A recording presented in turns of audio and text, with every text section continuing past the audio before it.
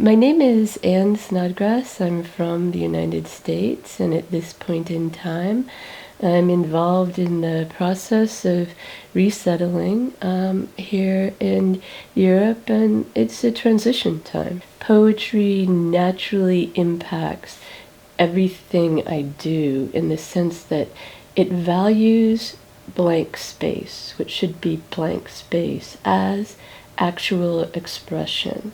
There is an incubation sort of process with creativity, so that I personally tend to work with compression or condensation as my means. I was a professor of literature that started off with writing, writing seminars, poetry that arced into translation sort of naturally, that brought me into contact with other cultures and cultural studies and analysis that naturally morphed into feminism, because cultures have this different relation to gender. As a child, you are in a household, and I had one older brother originally, and because parents try to make it so very clear that they don't love one any more than the other,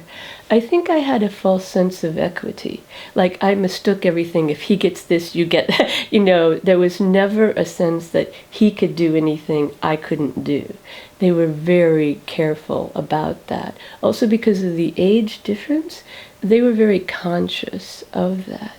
But paradoxically, it may also be true that my father may have been more supportive of independence than many are, because he had an early diagnosis, and he was very anxious to see me capable and independent and self-reliant in ways that other fathers may not feel they need to focus on. Some of feminism for me is related to self-representation that you have a right to, and dignity that you have a right to. I was an undergraduate in a course that was called Images of Women in Film, that changed my friends and my classmates, and my relation to understanding of a citizen in the world, or the self in society, because seeing the camera lens as a societal gaze, sort of Sartrean gaze, changed your worldview in some ways. You just see things differently. And I've had many people in film say that similar thing to me, that there's a real power in feminist film criticism, because the film can act as a sort of microcosm for larger things that shape them in a way that make things clearer, perhaps, or more apparent.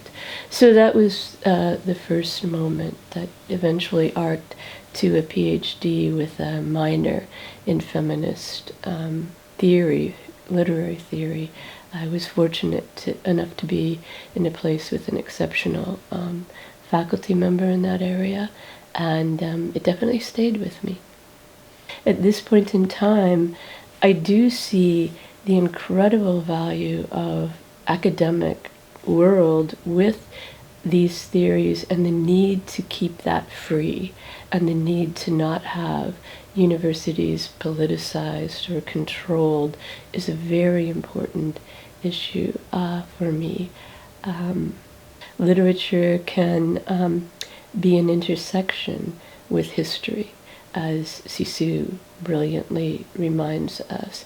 It's a place where history is figured outside of the dominant forces. Social media having that potential of imbalance of ideas that aren't well informed, and maybe not well intentioned, and also putting images out there to the degree that this subject is somehow cheapened or given less value. Maybe it's good to be not selective about audiences. We want to have an audience, but to make sure it's there's good faith in the audience and that the opinions are well intentioned is all.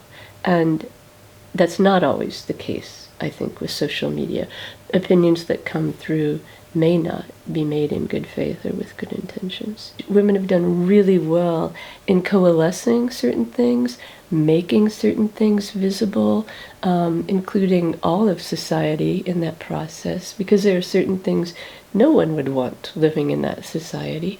But the legal aspects, the structural aspects, and the systematic changes to address it seem to be what become a little bit, take more time. I think of the Beijing echo, women's rights are human rights, and with all the mass violence that we see now, of course, there are horrific things that have happened to women and we see with many studies that violence against women is often a first step to larger forms of violence, and societies that treat women that way are also tend to be more violent societies. So it becomes the case that it's everyone's issue, whether they want it to be or not. And that sense of how we preserve our dignity and autonomy in a digital age will be something to work on. When we see it as tied to the environment and mass violence and superstorms and the destruction of planetary resources,